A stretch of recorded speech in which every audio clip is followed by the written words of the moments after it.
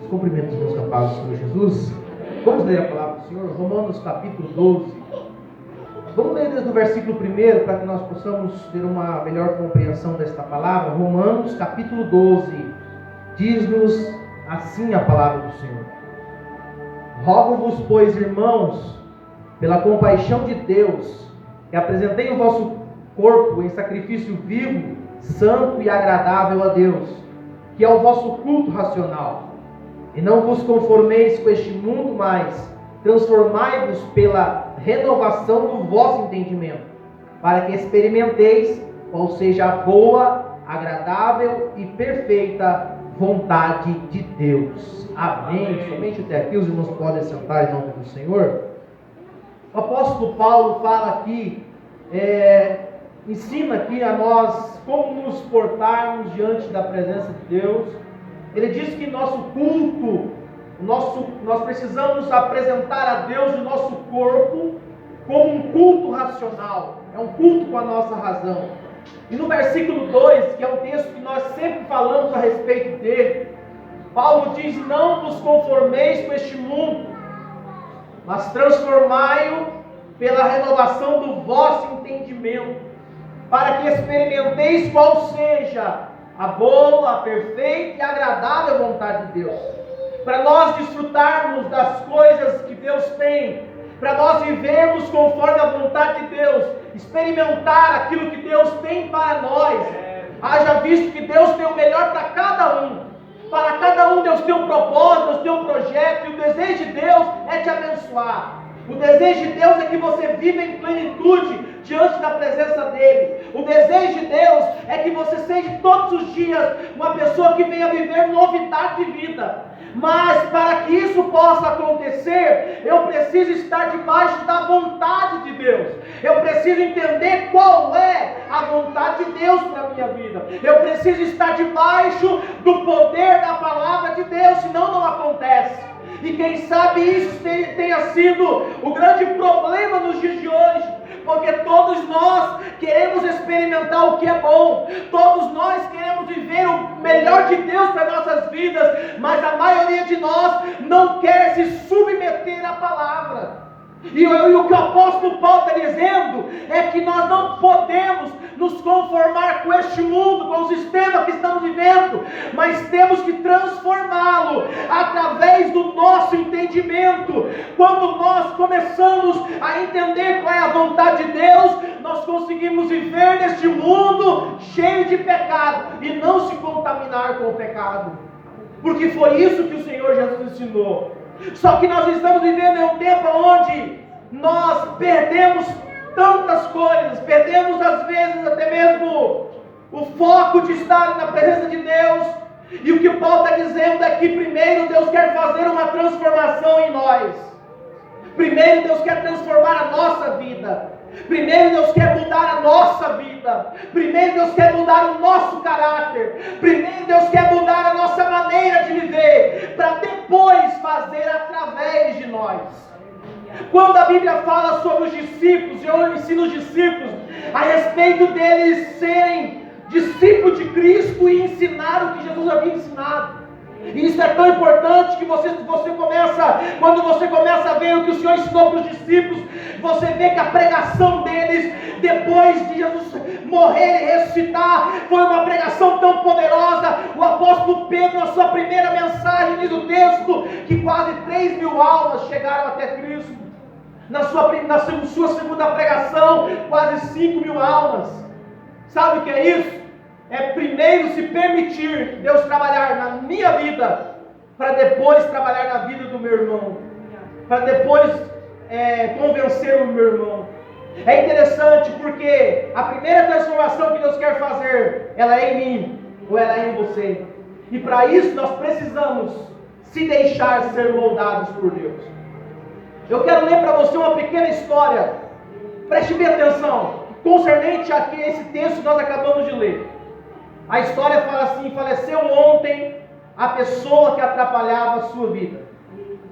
Um dia, quando os funcionários chegaram para trabalhar, encontraram na portaria um cartaz enorme no qual estava escrito: faleceu ontem a pessoa que atrapalhava a sua vida na empresa.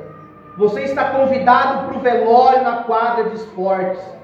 No início, todos se entristeceram com a morte de alguém, mas depois de um tempo ficaram curiosos para saber quem estava atrapalhando a sua vida e bloqueando o seu crescimento na empresa. A agitação na quadra de esporte era tão grande que foi preciso chamar os seguranças para organizar a fila do velório. Conforme as pessoas iam se aproximando do caixão, a excitação aumentava. E diziam: quem será que estava atrapalhando o meu progresso? Ainda bem que esse infeliz morreu. Um a um, os funcionários agitados se aproximaram do caixão, olhando pelo visor do caixão a fim de reconhecer o defunto, engoliam em seco e saíam de cabeça baixa, sem nada falar uns aos outros. Ficavam em mais absoluto silêncio, como se tivesse sido atingido do fundo da alma, e dirigiam-se para as suas saídas. Todos, muito curiosos, mantinham-se na fila até chegar a vez de verificar quem estava no caixão que estava atrapalhando a vida deles. E a pergunta ecoava na mente de todos: quem está neste caixão? No visor do caixão havia um espelho, e cada um que via a si mesmo. Só existe uma pessoa capaz de limitar seu crescimento: você mesmo. Você é a única pessoa que pode fazer a revolução na sua vida. Você é a única pessoa que pode prejudicar a sua vida. Você é a única pessoa que pode ajudar a si mesmo. Sua vida não muda quando o seu chefe muda, quando sua empresa muda, quando seus pais mudam, quando o seu marido ou namorado muda. Quando você muda, você é o único responsável por ela. Sabe o que isso quer dizer? Que muitas das vezes nós trazemos sobre nossas vidas responsabilidade e nós esquecemos que Deus, o primeiro agir de Deus é em nós, depois por nós.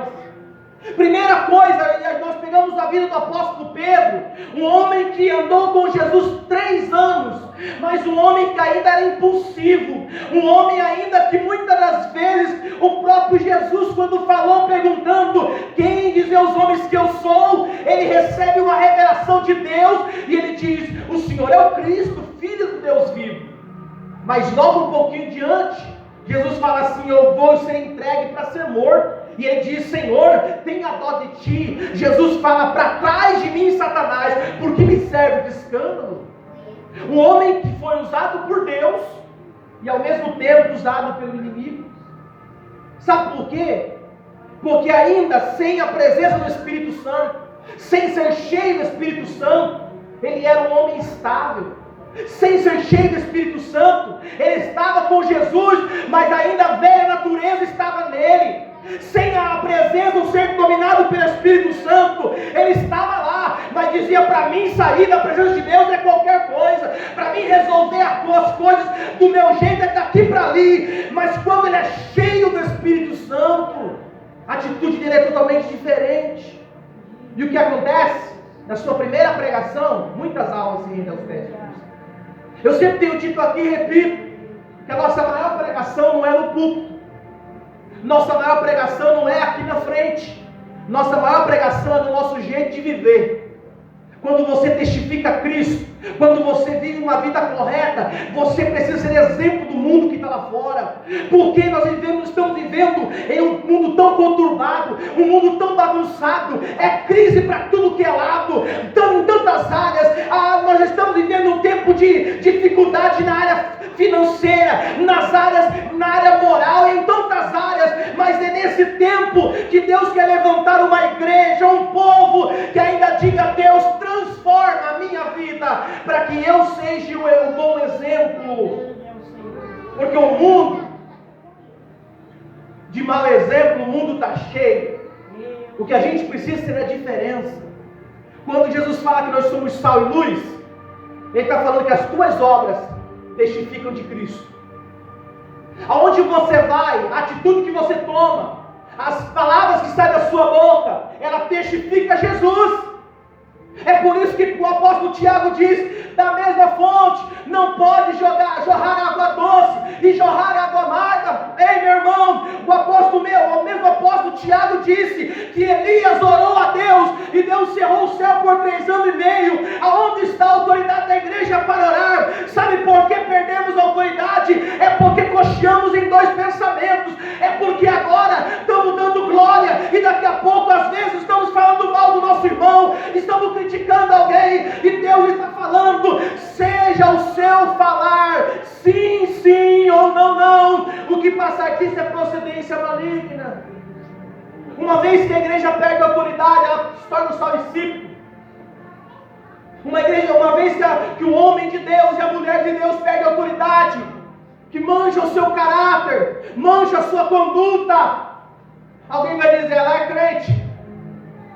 Olha lá, aquele irmão lá é crente, mas olha o que ele fez lá. Olha a desavença dele com o vizinho, olha a desavença dele com o parente. Olha, aquele lá diz que é crente, mas não olha para a cara do seu vizinho. Aquele lá diz que é crente, mas não olha para a cara do seu parente. Ei, está na hora de nós começarmos a dizer: Deus, transforma primeiro a minha vida, porque eu quero ser um bom testemunho lá fora. Porque aonde você passar vai haver milagre, aonde você passar vai haver conversão. Porque antes de Deus fazer através de você, Ele quer fazer em você.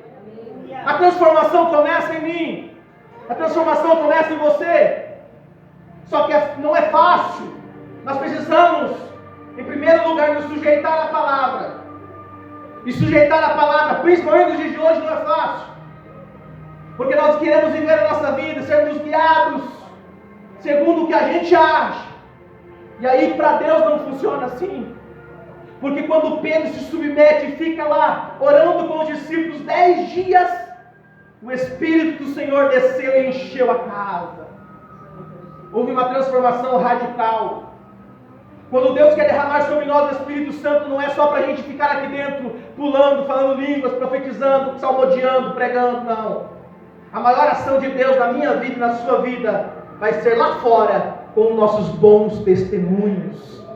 É quando alguém olhar para você, e porque há no meio do mundo hoje uma visão do crente, muitas das vezes de alguns evangélicos, por causa do mau exemplo.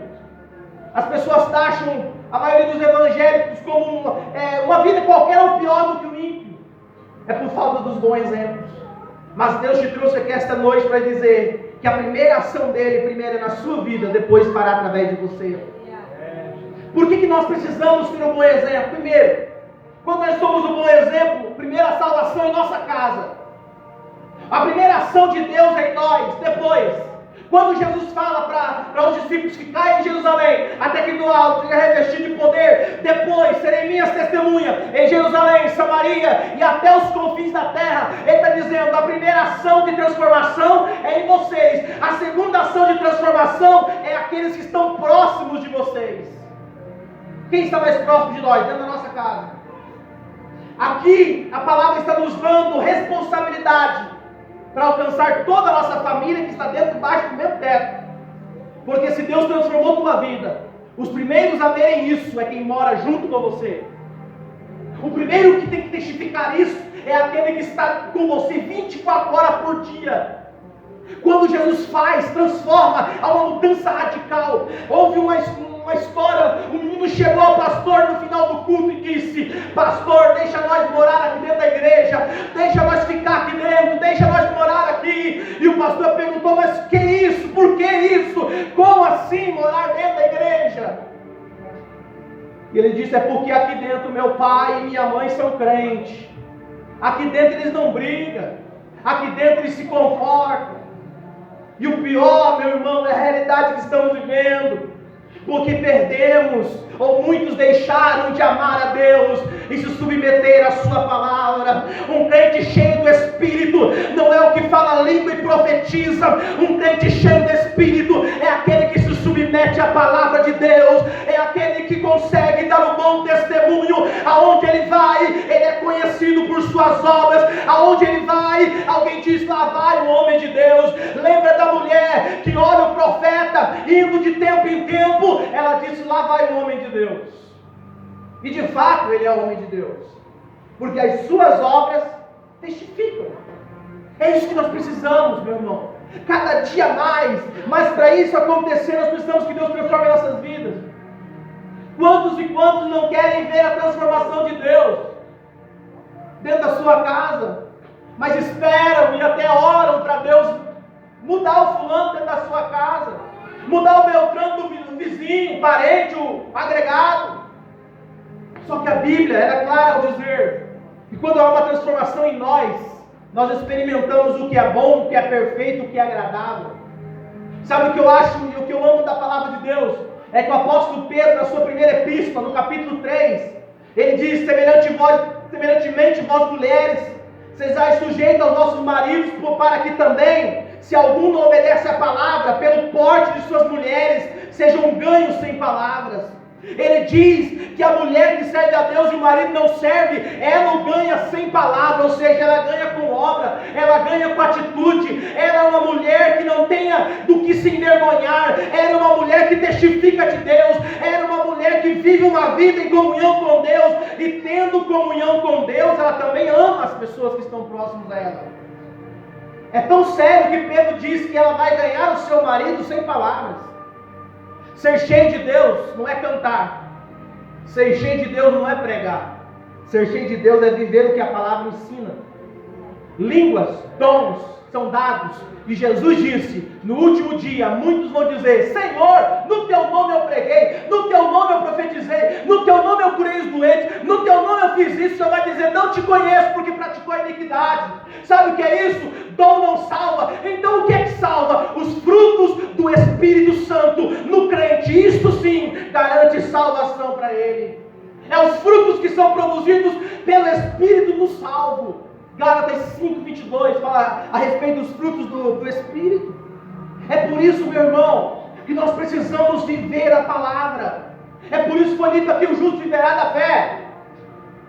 É claro, e essa palavra é clara, principalmente nos dias de hoje, o que é viver da fé.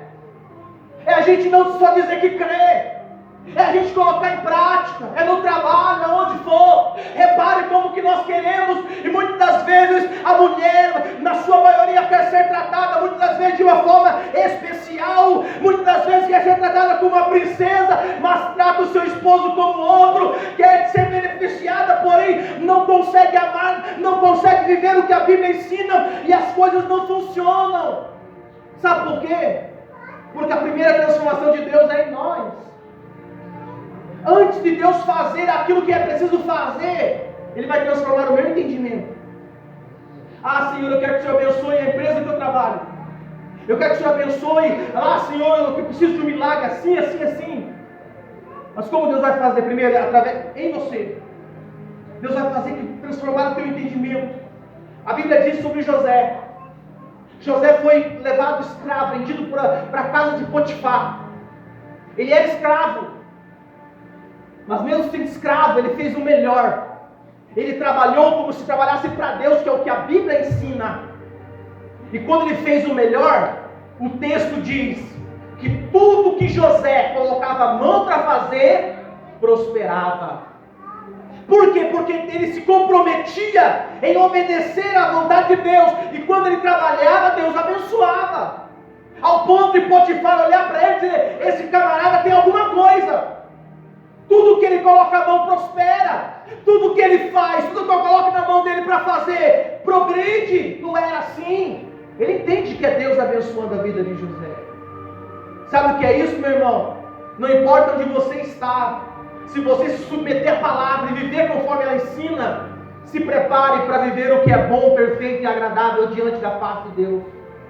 O que for para você, o que não for, não esquenta a cabeça, porque é Deus que vai tirar. É Deus que vai dizer: não, para você não, teu lugar não é aqui, eu vou te dar um lugar. Mas para isso eu tenho que entrar na vontade de Deus. Não é forçar Deus, dizer: Deus, o Senhor tem que fazer, não. Porque nós somos apenas servos. O que temos que fazer? Nos submeter à palavra. Você se submete à palavra e Deus se compromete com ela de abençoar a tua vida. O problema, hoje nós vivemos em um mundo onde há tantos problemas, e o maior problema hoje é dos relacionamentos, porque nós queremos ser felizes, nós queremos sempre ter nossa razão. Uma vez nós estudamos na escola bíblica dominical: se ninguém ceder, ceda você.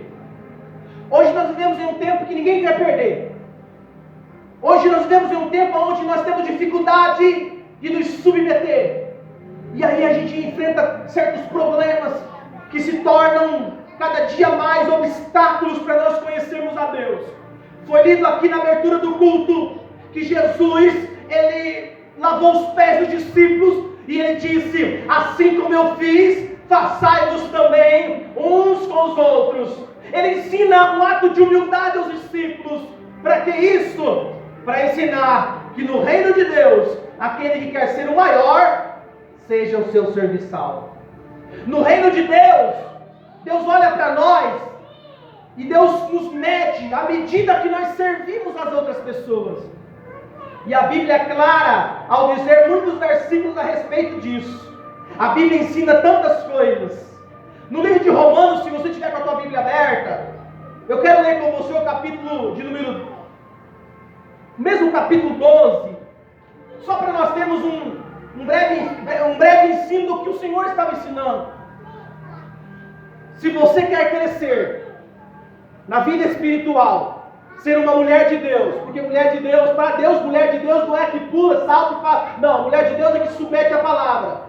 Homem de Deus não é aquele que veste terno e gravata e diz homem de Deus, porque o que determina que somos de Deus é que se somos capazes de se submeter à palavra. Tem muita gente achando que é, mas não é, achando que tem, mas não tem, porque diante de Deus, Deus quer ver a nossa obediência.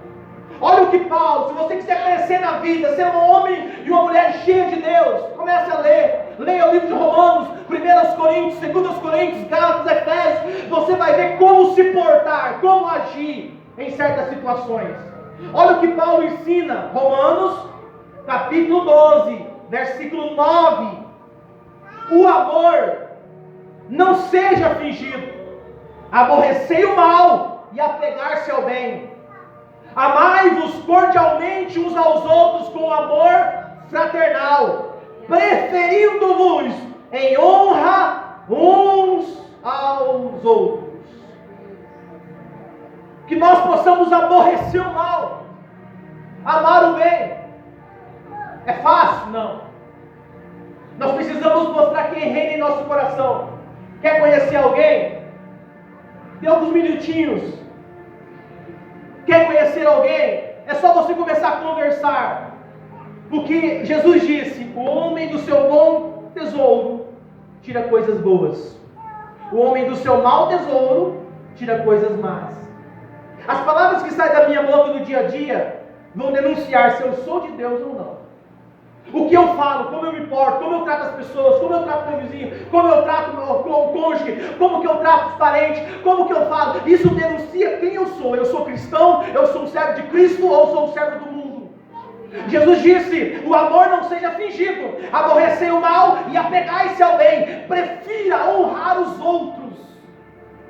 Hoje, nós queremos honra, mas na maioria das vezes, nós não queremos honrar, porque temos dificuldades com isso. É fácil honrar as pessoas? Não. Porque você precisa se submeter. Quando você honra alguém, você está ensinando, você está replicando o que Jesus ensinou. Houve uma certa mulher, tinha uma certa desavença com a sua vizinha, a vizinha perturbou-se e ela era bem perturbada e um dia pegou uma panela de pressão, encheu de esterco de vaca, embrulhou no papel de presente e entregou para a vizinha. A vizinha crente, cheia de Deus, abriu o pacote de presente, abriu aquela tampa daquela panela, aquele cheiro de esterco de animal, foi lá, jogou fora, lavou a panela por dentro e por fora, deixou bem limpo, fez lá uma bela sopa, encheu a panela de pressão e levou de volta. Alguém que estava observando disse: mas como você fez isso? A mulher te fez isso. E ela disse: nós só podemos dar aquilo que nós temos. O cristão que ama o seu próximo, ele faz isso porque ele foi amado por Deus. Quando nós agimos contrário a isso, nós não só estamos alimentando nossa carne, mas estamos dizendo para Jesus: Senhor, o teu ensino não presta para mim.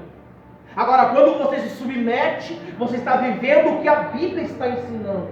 Quem é responsável pela palavra é Deus. Quem é responsável por cumprir em nós a bênção e a vitória que precisamos é Deus. Mas Ele só faz isso quando nós nos submetemos à sua palavra. Ah, mas não, eu ajo desse jeito, eu faço desse jeito, eu ajo assim, eu tomo essas decisões, aí assim. Portanto, Deus não se responsabiliza com as nossas ações. Ele só é responsável quando nós nos submetemos à palavra dele.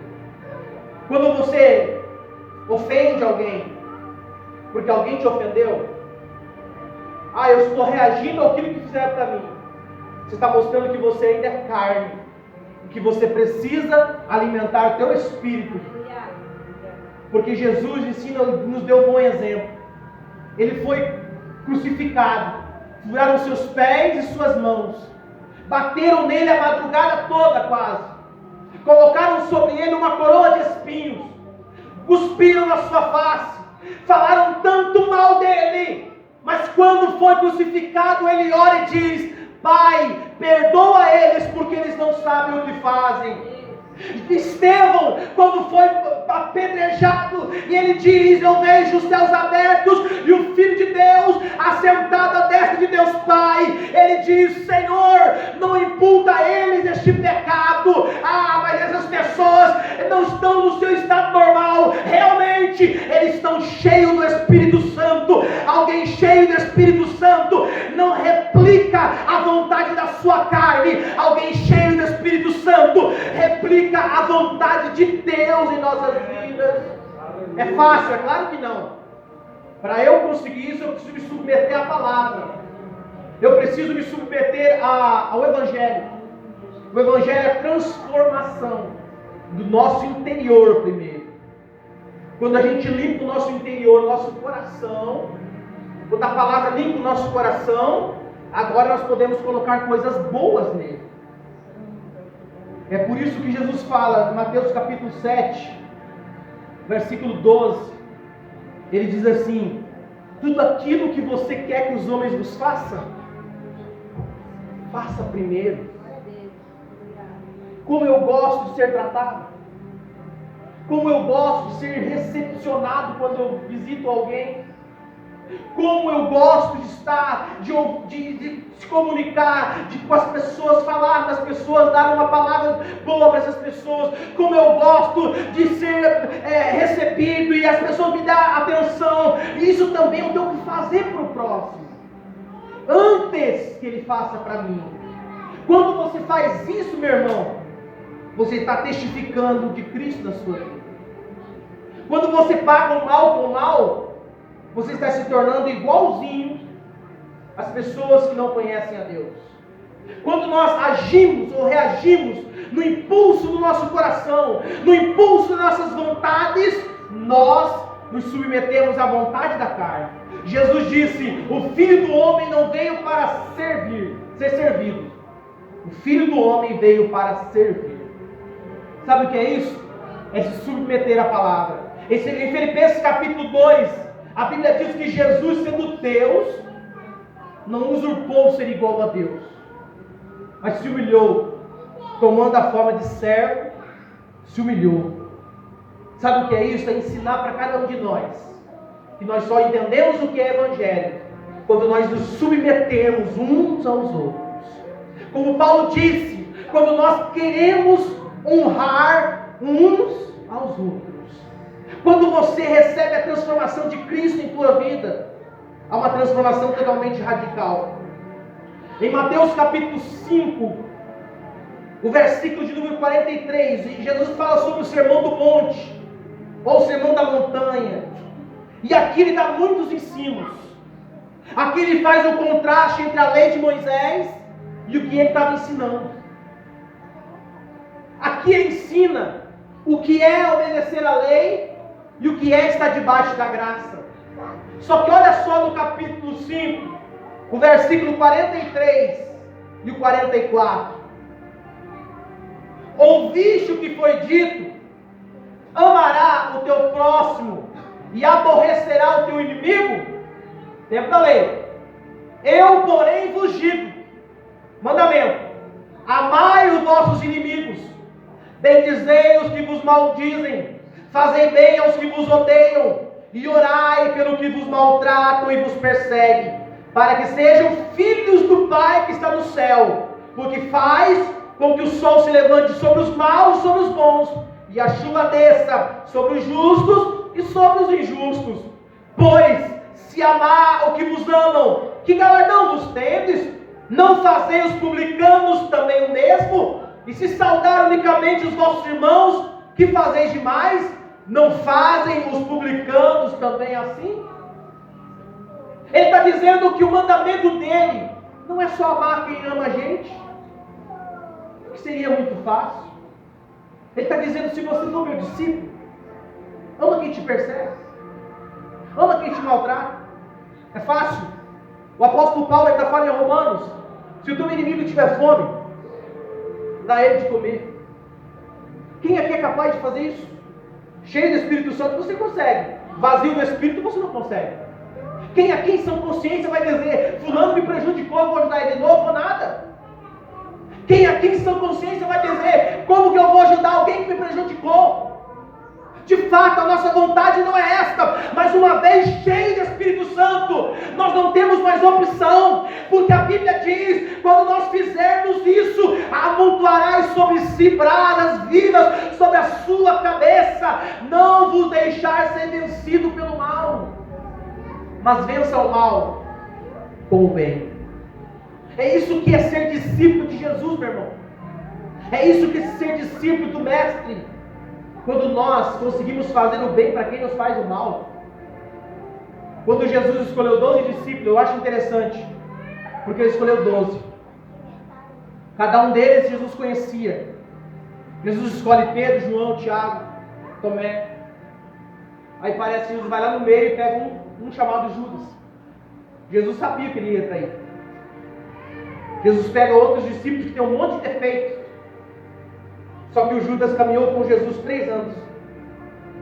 O Pedro caminhou com Jesus 3 anos. O Tomé andou com Jesus 3 anos. A palavra que Jesus pregava para Pedro, pregava para João, pregava para Tomé e pregava para Judas. A palavra, os milagres que ele fazia diante de alguns, ele fazia diante de todos. Só que no final da história, o texto diz que um belo dia Judas foi e vendeu Jesus. Pegou com as moedas, para ele era o suficiente, vendeu Jesus. O Pedro, na mesma noite que o Judas vende, o Pedro também traz Jesus mentindo, falando que não conhecia Jesus. O pecado era o mesmo, diante de Deus era o mesmo nível de pecado. A grande diferença se deu no desenrolar da história. Quando Pedro vai acompanhando Jesus, a Bíblia diz que antes disso, quando Judas vai até o monte para entregar Jesus, os homens que guardas estavam junto com ele, e de repente ele beija a face de Jesus e disse: Rabi, eu te salvo, porque era um sinal. Jesus olha para Judas e diz: meu amigo, o que viestes fazer? A palavra de Jesus constrange Judas, porque Judas se tornou mau. Não foi por falta de oportunidade. Judas se tornou mau, não foi por falta de mensagem. Judas se tornou mau, não foi por falta de ajuda. Judas se tornou mau porque não deixou que a palavra transformasse o interior dele. O Pedro que pecou do mesmo jeito, mas se submeteu a Cristo. Quando ele cai em si, pela terceira vez ele nega Cristo, o galo canta. E quando o galo canta, ele lembra das palavras do Senhor e ele chora amargamente, ele se arrepende. Sabe o que isso quer dizer, meu irmão? A palavra vai ser pregada todo dia. Sabe para quê? Para testificar. Quem ouve a palavra e não é transformado, a culpa não é da igreja, não é do pastor, não é do irmão. É porque ele não deixou que a palavra o transformasse. Mas aquele que quer, aquele que vai ser limpo pela palavra, ele vai experimentar o que é bom, o que é perfeito e o que é agradável diante de Deus. Porque Deus tem compromisso com a sua palavra. Quem disse que nós mudamos? Quem disse que nós conseguimos convencer alguém? É o Espírito Santo. Mas ele só faz quando a gente dá lugar. É por isso que precisa haver transformação em nossa vida, para que toda a nossa volta seja transformada. Eu creio que cada um aqui quer e precisa de uma intervenção de Deus em uma área da sua vida. Cada um aqui, quem sabe, alguém é no relacionamento do casamento. Quem sabe alguém está com um casamento muito bom, Quem sabe alguém aqui está com um problema com o vizinho. Quem sabe alguém está com um problema na empresa que trabalha. Quem sabe alguém está com um problema com um parente.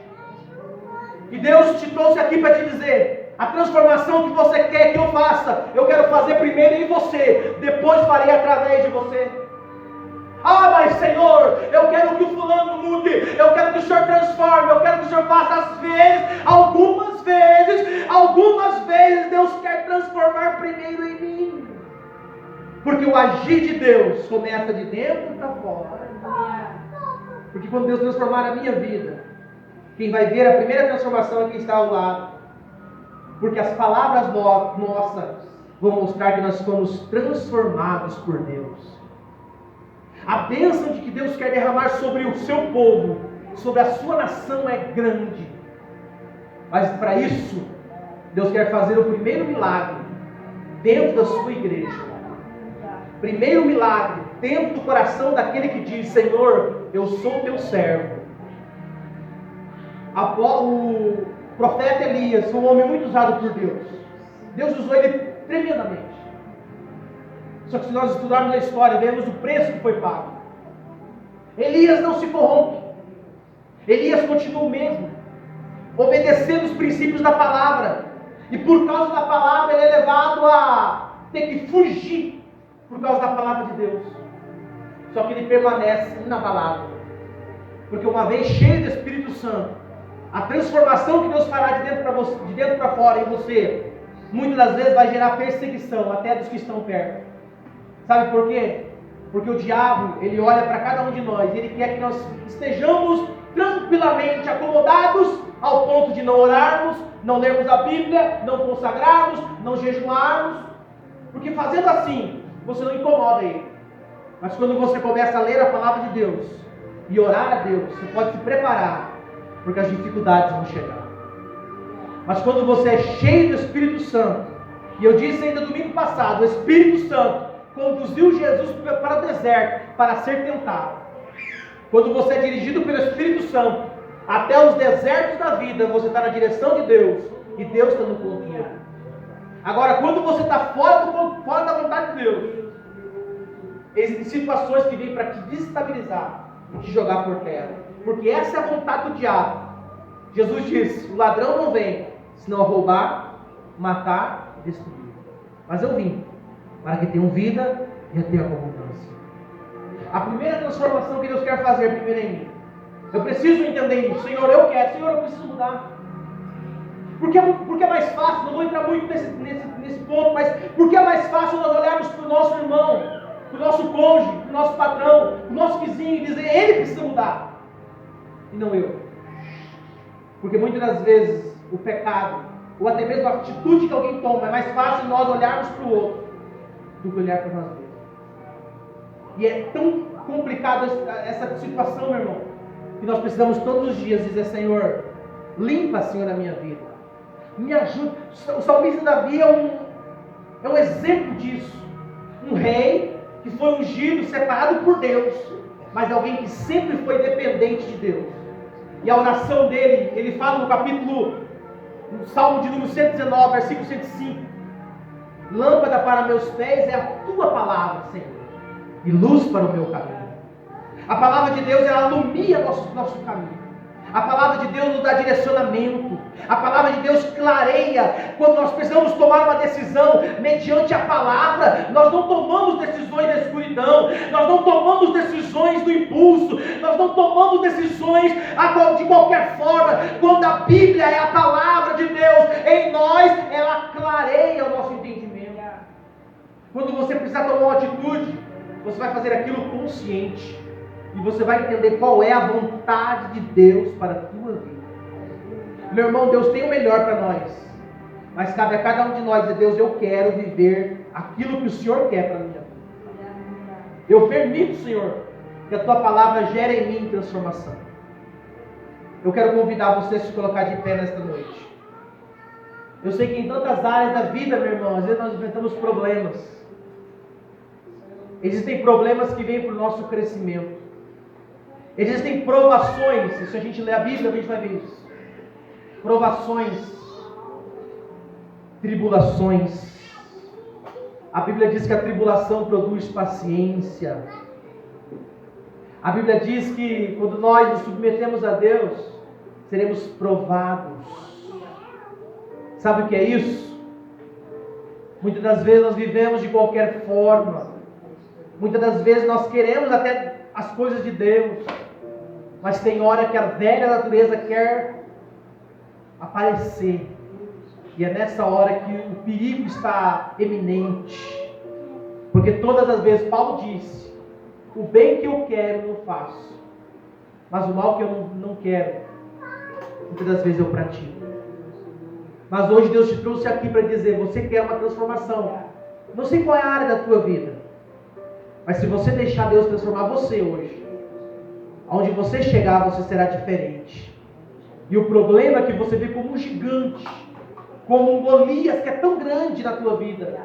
Ah, eu não aguento mais essa situação. Quem sabe na área conjugal, quem sabe com um parente da família, quem sabe nos relacionamentos. Se você se deixar trabalhar por Deus hoje, você vai começar a experimentar a vontade de Deus para a sua vida. Até na luta que você está enfrentando, você vai encontrar forças para vencer esta batalha. Até nessa dificuldade que você diz: Senhor, está tão difícil nesta área. Deus quer te ajudar, mas só se você abrir mão da tua vontade. Senhor, eu não quero fazer mais a minha vontade. Eu não quero, Senhor, falar e agir da forma que eu quero, porque o que nós só sabemos fazer com nossas vontades é complicar. Agora, quando você se submete a Deus, o Senhor falará por você. O Senhor vai entrar com providência nesta causa que você está colocando nas mãos dele. Eu quero orar com você, mas ore comigo esta noite. Peça para Deus transformar o teu coração hoje. Peça para Deus limpar o teu coração hoje, para você sair daqui mais leve. Quem sabe você está sobrecarregado. Quem sabe você entrou aqui e você não consegue ter paz. Você não consegue ter comunhão com Deus. Você muitas das vezes sente uma tristeza tão grande, uma amargura tão grande.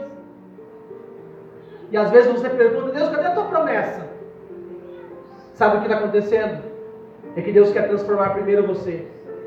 A tribulação na vida de Ana não a fez desviar.